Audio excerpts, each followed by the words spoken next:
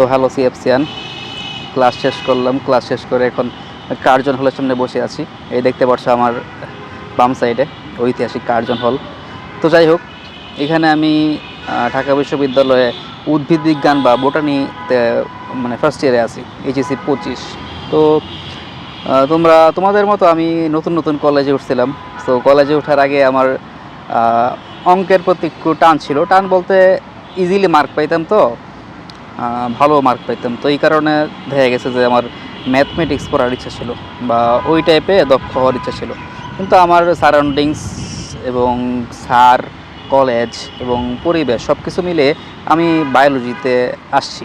তো বায়োলজিতে আসার একটা অন্যতম গুরুত্বপূর্ণ কারণ হচ্ছে চ্যাপ্টার সিলেকশন। আমি যে সিকোয়েন্সে পড়ছিলাম সেটা আমাকে বায়োলজি বুঝতে এবং বায়োলজিতে ভালো করতে অনেক বেশি সাহায্য করছে। তো এই কারণে ভাবলাম যে একটা ভিডিও বানাই, যাতে করে তোমরাও মানে উপকৃত হতে পারো। ভিডিওটার টপিক হচ্ছে যে কোন চ্যাপ্টার দিয়ে বায়োলজি পড়া শুরু করা উচিত এবং কেন আমি বলছি যে এই চ্যাপ্টারগুলো দিয়ে শুরু করো। ঠিক আছে? তো দেখো, পেপার দুইটা হলেও আমাদের কিন্তু সাবজেক্ট হিসেবে বিবেচনা করতে হবে, কারণ বায়োলজি আমাদের তো দুইটাই পড়তে হবে। তো সবচেয়ে ভালো হয় তুমি যদি বোটানির কোষ রসায়ন অর্থাৎ সেল কেমিস্ট্রি দিয়ে শুরু করো। কেন? দেখো, বায়োলজিতে অনেক ফান্ডামেন্টাল জিনিস আছে যেগুলো এসএসসি বইয়ে ছিল না। তোমাদের এসএসসি বই একটা বাজে বই, আমি পড়ছি। এখানে অনেক ইনফরমেশনের ঘাটতি আছে। দেখা গেছে যে একটু ইলাবোরেট করে রাখলে হয়তো বা অনেক ভালো লাগতো, কিন্তু তারা একটু শর্ট করতে গিয়ে অনেক টপিক মানে হিজিবিজি বানায় ফেলছে। হিজিবিজি বলতে তুমি মুখস্থ করলে পারবা, বুঝে পড়তে চাইলে পারবা না বেশিরভাগ ক্ষেত্রেই। খুব ভালো টিচার হলে তোমাকে মানে কি ইজিলি বুঝাতে পারবে কনসেপচুয়ালি। কিন্তু এইচএসসিতে পুরাই উল্টা, অনেক বেশি তথ্য। তো তুমি যদি শুধুমাত্র মুখস্থ করতে যাও তাহলে কিন্তু পারবা না। এটাতে কনসেপচুয়ালি পড়তে হবে বায়োলজি। কনসেপচুয়ালি না পড়লে তুমি মানে মনে রাখতে পারবা না। তো এটা হচ্ছে প্রবলেম, বুঝছো?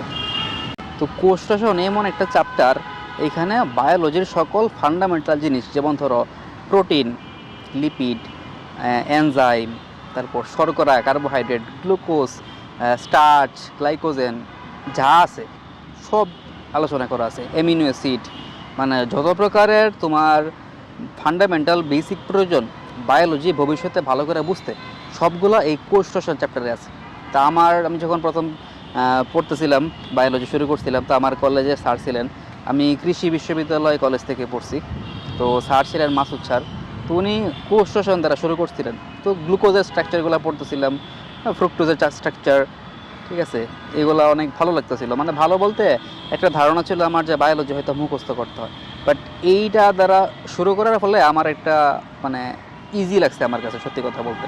আর যখন কোনো জিনিস ইজি লাগে শুরুতে, তখন কিন্তু এটা লং টার্মে কন্টিনিউ করা অনেক সহজ হয়, বুঝছো? তো আমার বায়োলজির প্রতি যে একটা ভীতি ছিল, যে মনে হচ্ছিল যে ইন্টারমিডিয়েটে তো মোটা বই, কীভাবে মুখস্থ করব, তো ওই ভীতিটা আমার কেটে গেছিলো।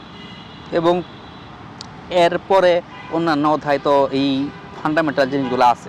তো আমার অনেক সাহায্য হয়েছিল, মানে হেল্প হয়েছিল যে আগে থেকে এই টপিকগুলো সম্পর্কে একটা ভালো আইডিয়া থাকার ফলে। তো এই অধ্যায় পড়ার পর তুমি অন্য যে কোনো অধ্যায় শুরু করতে পারো, বাট আমাদের স্যার শুরু করছিলেন পরিপাক।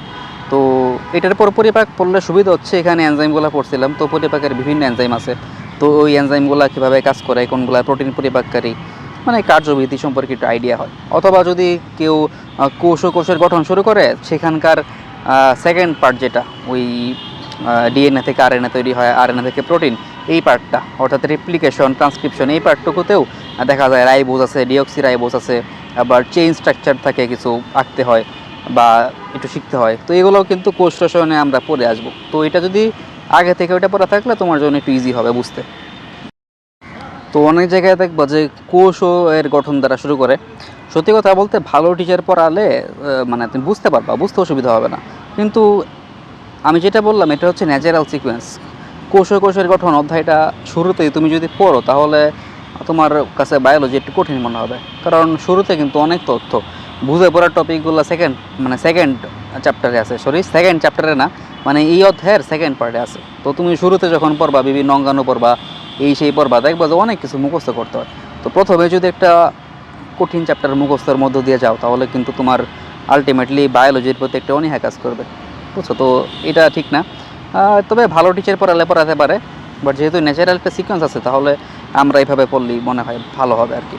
তো অনেকে পড়ছে, এরকম না যে তারা ভালো করতে পারে নাই, বাট আমার মনে হয় যে তাদের কাছে একটু কঠিন লাগছে বা প্রথম দিকে একটু মানে হ্যাজেল নিতে হয়েছে। তো অনেকে বলতে পারো যে তাহলে এত ঝামেলা ছাড়া আমরা জুলজি দিয়ে শুরু করি, প্রাণীর বিভিন্নতা শ্রেণীবিন্যাস। দেখো, জুলজিও কিন্তু দুইটা পার্টে ভাগ করা যায়, মানে তোমাদের হোল জুলজি পেপারটাকে। একটা হচ্ছে যে জুলজি, অ্যাকচুয়াল জুলজি আমরা যেটা ভার্সিটিতে পড়ি, আমি যদিও বোটানির, কিন্তু আমাদের এক্সট্রা ডিপার্টমেন্টাল হিসেবে জুলজি ক্লাস করতে হয়, আর জুলজি ডিপার্টমেন্ট তো আছে আলাদা। তো ওখানকার যে পড়াশোনা, এটা হচ্ছে তোমাদের বইয়ের 1, 2, 3 অধ্যায়, অর্থাৎ প্রাণীর বিভিন্নতা শ্রেণীবিন্যাস, তারপর প্রাণীর একটি কী জানি আছে, ওই যে হাইড্রা, রুই মাছ, ঘাসফড়িং, এগুলা, আর এগুলাই মূলত হচ্ছে তোমার মানে জুলজি। আর পরের যেটা, এটা হচ্ছে মানব শারীর তত্ত্ব, যারা ডাক্তার হবা তারা মানুষের দেহ নিয়ে পড়াশোনা করবা। জুলজিতে মেইনলি ওইগুলো পড়ানো হয়, বিভিন্ন প্রাণী নিয়ে পড়ানো হয়। বাট জুলজির ক্ষেত্রে যেটা হচ্ছে, ওই মানব শারীর তত্ত্বটা অনেক ইজি, মানে এটা তুমি 100 জনকে জিজ্ঞেস করলে যারা পড়ছে 80 জনে বলবে যে মানব শারীর তত্ত্ব অনেক ইজি। তো যদি শুরু করো তাহলে পরিপাক থেকে শুরু করলে ভালো হয়।